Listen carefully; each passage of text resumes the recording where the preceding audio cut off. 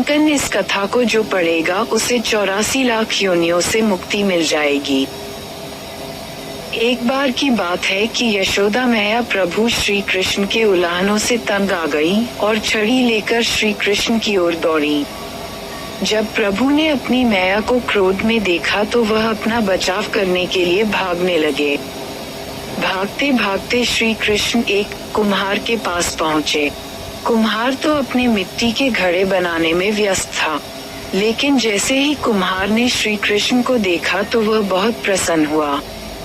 कुम्हार जानता था कि श्री कृष्ण साक्षात परमेश्वर हैं। तब प्रभु ने कुम्हार से कहा कि कुम्हार जी, आज मेरी मैया मुझ पर बहुत क्रोधित हैं।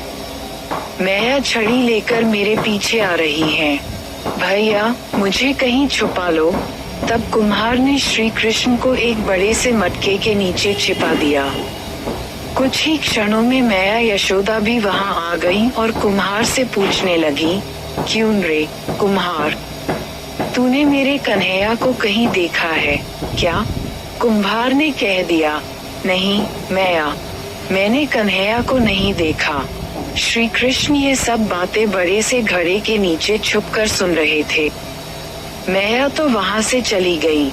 अब प्रभु श्री कृष्ण कुम्हार से कहते हैं, कुम्हार जी, यदि मैया चली गई हो तो मुझे इस घड़े से बाहर निकालो। कुम्हार बोला, ऐसे नहीं प्रभु जी, पहले मुझे 84 लाख योनियों के बंधन से मुक्त करने का वचन दो। भगवान मुस्कुराए और कहा, ठीक है, मैं तुम्हें 84 लाख योनियों से मुक्त करने का वचन देता हूँ। अब तो मुझे बाहर निकाल दो।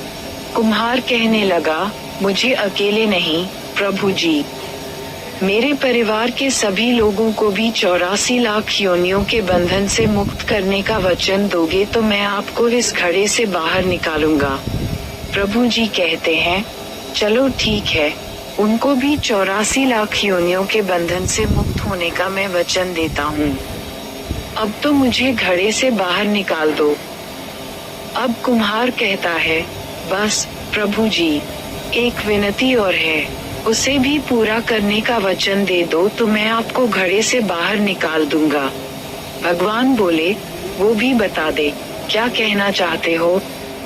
कुम्हार कहने लगा, प्रभु जी, जिस घड़े के नीचे आप छुपे हो उसकी मिट्टी मेरे बैलों के ऊपर लाद के लाई गई है। मेरे इन बैलों को भी 84 के बंधन से मुक्त करने का वचन दो। भगवान ने कुम्हार के प्रेम पर प्रसन्न होकर उन बैलों को भी 84 के बंधन से मुक्त होने का वचन दिया। प्रभु बोले, अब तो तुम्हारी सब इच्छा पूरी हो गई, अब तो मुझे घड़े से बाहर निकाल दो। कुम्हार कहता है, अभी नहीं भगवान, बस एक अंतिम इच्छा और है, उसे भी पूरा कर दीजिए, और वो ये है, जो भी प्राणी हम दोनों के बीच के इस संवाद को सुनेगा उसे भी आप 84 लाख योनियों के बंधन से मुक्त करोगे।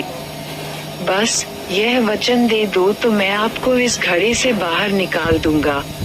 कुम्हार की प्रेम भरी बातों को सुनकर प्रभु श्री कृष्ण बहुत खुश हुए और वचन दिया कुम्हार की इस इच्छा को भी पूरा करने का। फिर कुम्हार ने बाल श्री कृष्ण को घड़े से बाहर निकाल दिया, उनके चरणों में साष्टांग प्रणाम किया, प्रभु जी के चरण धोए और चरणामृत पिया, अपनी पूरी झोपड़ी में चरणामृत का छिड़काव किया और प्रभु जी के गले लगाकर इतना रोए कि प्रभु में ही विलीन हो गए। जरा सोच करके देखे, जो बाल श्री कृष्ण 7 कोस लंबे चौड़े गोवर्धन पर्वत को अपनी इकनी अंगुली पर उठा सकते हैं, तो क्या वो एक घड़ा नहीं उठा सकते थे? लेकिन बिना प्रेम रीझे नहीं नटवर नंद किशोर।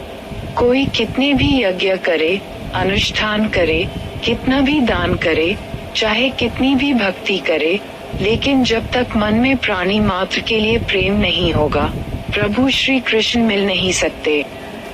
जय श्री कृष्ण, जय श्री राधे।